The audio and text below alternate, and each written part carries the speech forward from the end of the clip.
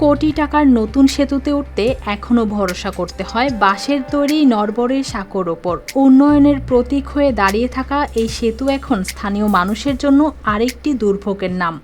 চলাফেরা করতে পারছি না, গাড়ি চলাচল চলছে না, অনেক লোক ভোগান্তি হচ্ছে, কারণ অন্য সাইড দিয়ে চলাচল করতেছে। কারণ এই ব্রিজ করার উদ্দেশ্য হয়েছে গাড়ি চলাচল করার জন্য, মানুষ চলাচল করার জন্য। আমরা যে অসুবিধায় পড়ে আছি, বাচ্চা পড়ে যাচ্ছে, গাড়ি নিয়ে মানুষ পড়ে যাচ্ছে।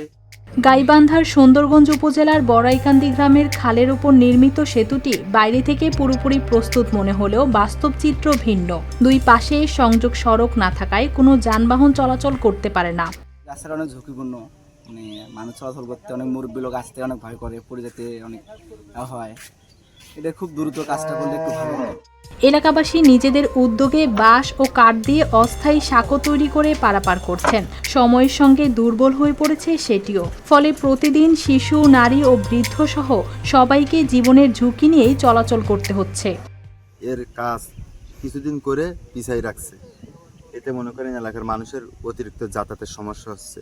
এ কারণে সরকারের কাছে এবং স্থানীয় সরকারের কাছে আমার আবেদন থাকলো দ্রুত এই ব্রিজের কাজটা করার জন্য। প্রায় 1,05 লাখ টাকা ব্যয়ে সেতুটি নির্মাণ হলেও দুই পাশে সংযোগ সড়ক হয়নি। স্থানীয়রা বলছেন সেই কাজ শেষ না করেই পুরো বিল তুলে নেওয়া হয়েছে। উপজেলা নির্বাহী কর্মকর্তা জানিয়েছেন দ্রুত সমস্যার সমাধানে প্রয়োজনীয় ব্যবস্থা নেওয়া হবে।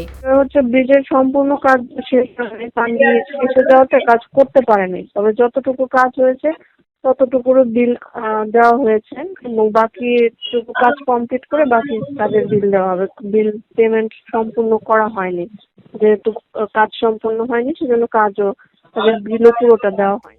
কোটি টাকার সেতু দাঁড়িয়ে আছে, কিন্তু নিরাপদে চলার পথ এখনও তৈরি হয়নি। তাই স্থানীয়দের অপেক্ষা একটাই, দ্রুত সংযোগ সড়ক নির্মাণ হোক আর এই সেতু সত্যিকার অর্থেই মানুষের কাছে আসুক।